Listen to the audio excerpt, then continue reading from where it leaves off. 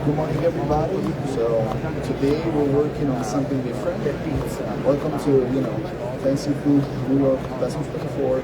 Our booth is let me show you like 23, 28. So if you guys have any questions, you can come here and just let us know if you have like anything you want to ask.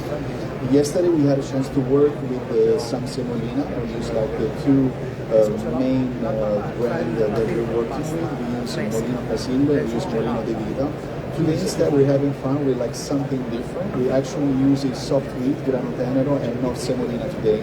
We're using something that usually belongs to like the north of Italy because we like with eggs and flour, but though that is completely different than the south. The weather is different, so that's why we have in the north a specific kind of production of wheat and soft wheat, and in the south instead we have like a different one.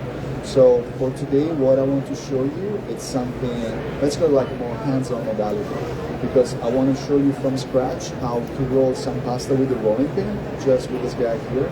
And I'm going to make like two different shapes. The first one is like a stuffed pasta, tortellone or ravioli, whatever you want to call it. And the other one instead is going to be the bow tie. I'll be able to also show you some other pasta shapes, but the proportion to start is always pretty much the same. As I said yesterday, half of the weight of the flour is made by the liquid. So today we had for like 1 kilo of double zero organic flour, we have like 10 eggs. The thing is that you have to think that like in each egg we have like pretty much 50 grams of liquid. So that means that like for like 1 kilo of double zero organic flour, we'll have like 500 grams of liquid, in our case eggs. I made this dough just like an hour ago, and the resting time is usually of like about 15 to like 40 minutes. Every time is a little different for like a specific region. If you wait longer, for sure you have a chance to like stretch more and more the pasta. So that's which is like the main difference. You can also roll it out the pasta up to 15 minutes, but the thing is that as many people say in Bologna, you'll notice that just coming back. So that's what happened. I'd rather to have the resting time longer, so with just one movement you can see that the pasta is actually staying there, rather than like spend a lot of energy. And we can see that like as we say in Bologna, the dough is coming back. So that's how I start. Always flour on top of the table. We always need the kind of element that is helping the dough to be attached to or our wooden board or our table. And with fast movement, because you don't want to ruin the shape that you have, you just drop the dough on top of the flour.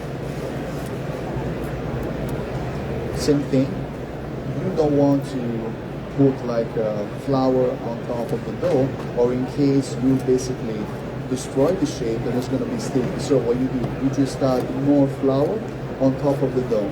And this is what you want to do. You want to keep the circle. You want to keep like the same shape, okay? You don't want to ruin this, because that's the easiest way to keep the pasta dough, and like the dough just like getting bigger. Like the circle here is going to be like in a little bit like a giant pasta sheet. Then with my hand, I just want to push it down a little bit. And what I do, I just flip the dough on the other side. And at this point here, I just want to make sure that I always have flour on top of the dough. Flour is a friend right now, okay? We always need the flour so we're able to stretch it out. The problem is at the end, when the pasta is getting thinner and thinner, that if we add too much flour, then we tend to almost break the pasta. And this is what we do. We constantly try to not break the pasta, but try to understand which one is the right pressure to put. And what I do now, first movement, from the middle until the end with a lot of energy. As you can see, this already started to get bigger and bigger. Always from the middle until the end. Again, from the middle until the end. There's no pasta that we can cook with this thickness here, especially when it's like egg dough.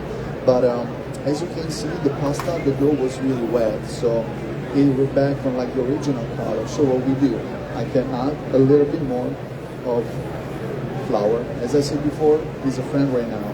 So with a lot of energy, again, from the middle until the end, and again, from the middle until the end.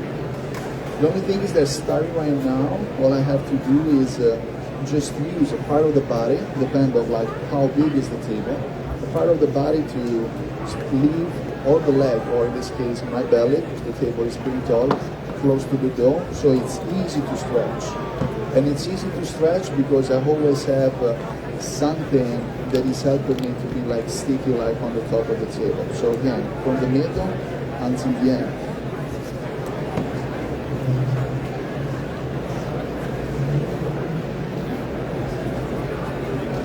So at this point here, we can start thinking, okay, this is like a specific thickness to roll some pasta, but the thing is that because I have to make more than one stuffed pasta and one sort of a noodle family, even if it's a bow tie pasta, I want to roll it out more thinner, way more thinner, and that's the movement I have to do. Roll it out thinner and try to make it uniform. Rolling the pasta and trying to make it uniform, it's really important, so we don't have one side that is like overcooked and the other side is like undercooked. So that's what we want to do. We want to keep the circle, and every time that we keep the circle, we want to make sure doing this movement here with not a lot of pressure, that our pasta is getting nice and uniform. That's what we want to do. And again, with not a lot of pressure, what we want to do is just making sure that it's even. I do it for one more time. And as you can see, the first dough that was small like this, now it's getting like bigger. And with this one here, for sure, we can make just like a lot of pasta. A little bit more of flour on top.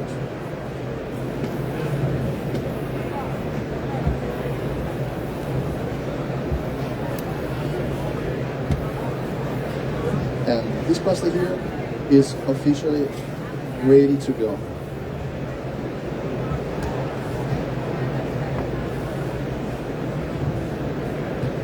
It's nice, it's uniform, it's going to be so easy now to cut, and this is next step now. I just want to cut this dough in half because I want to show you two different kind of pasta shapes that we're going to cook here today.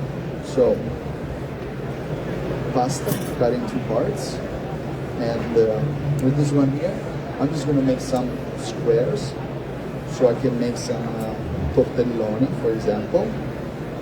And with the other one, instead, I'm going to make some bow tie pasta, or more common called like farfalle, butterflies.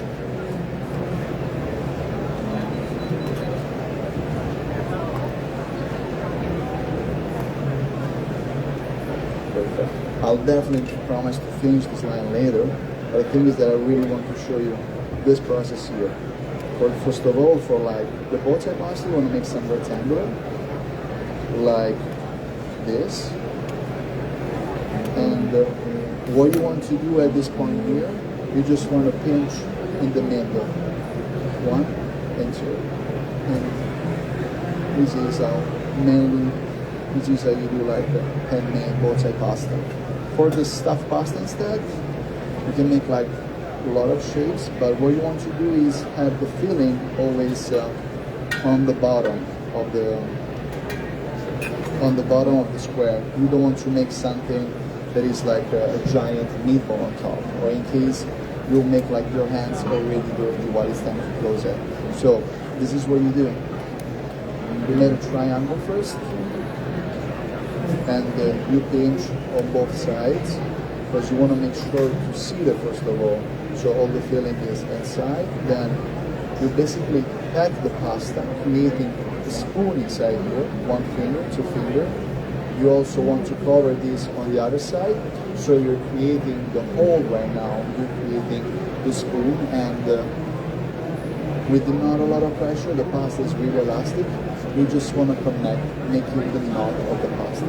This part here is really, really important, because the thing is that if you put too much dough on top of the other, you will have the knot that is like undercooked. But in this case here, if you put just a little bit of pasta on top of each other, you can have perfectly the same bite for one simple reason. Because this side here, and this side here is basically the same. So the bite is uniform, and many people you will see that don't leave the knob in the plate. Why? Because it's uniform and because the bite is totally. I know that we didn't spend like a lot of time, but if you have any questions, again, we're like here, Fancy Food New York, booth 2328. Thank you, Alessandro. I'll never remember that. So let us know if you have any questions. I'm going to be here making all the pasta for today, using like just the grano tenero, just soft wheat, and just let us know. Wishing you a beautiful day. Thank you.